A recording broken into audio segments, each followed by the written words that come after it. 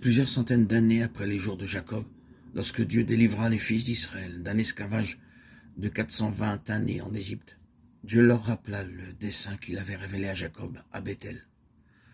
Ce que Dieu avait dit à Jacob en Genèse chapitre 28 est maintenant rendu plus clair à Moïse sur la montagne, lorsque le modèle du tabernacle lui est montré. Le chapitre 24 de l'Exode nous raconte quelques-unes des expériences qui le préparèrent pour recevoir cette révélation, car les hommes doivent traverser beaucoup d'expériences afin d'obtenir la vision spirituelle indispensable pour découvrir ce plan divin.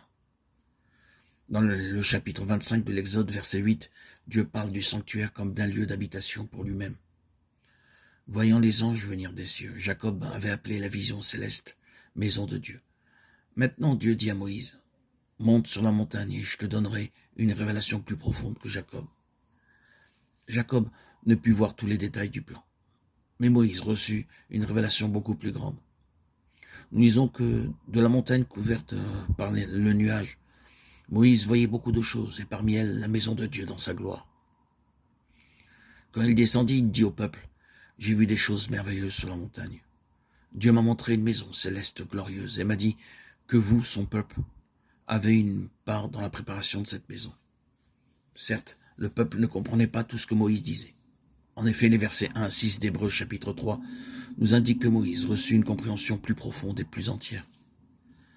L'Épître aux Hébreux fait remarquer que ce que Moïse avait vu sur la montagne était une ombre de cette maison que Dieu construit maintenant.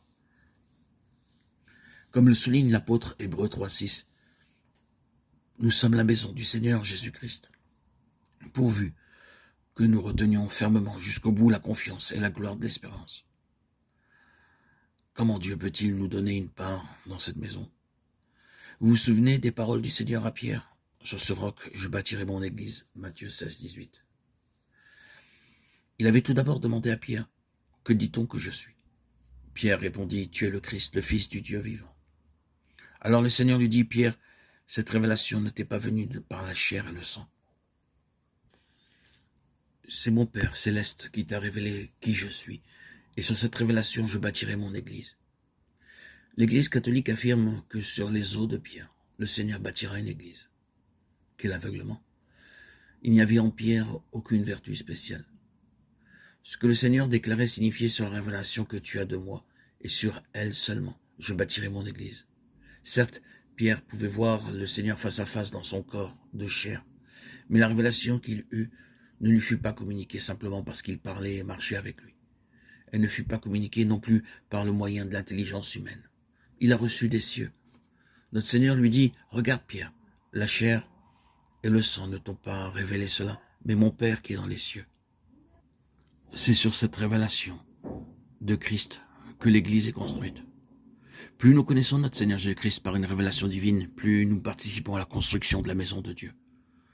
Nous ne construirons pas une maison constituée de pierres, de briques, de boue ou de bambou, telle que nous en voyons dans tous les continents, les pays du monde. Non, ce n'est pas avec de telles choses matérielles que nous construisons la maison de Dieu, mais par la découverte de la grandeur du Seigneur Jésus-Christ.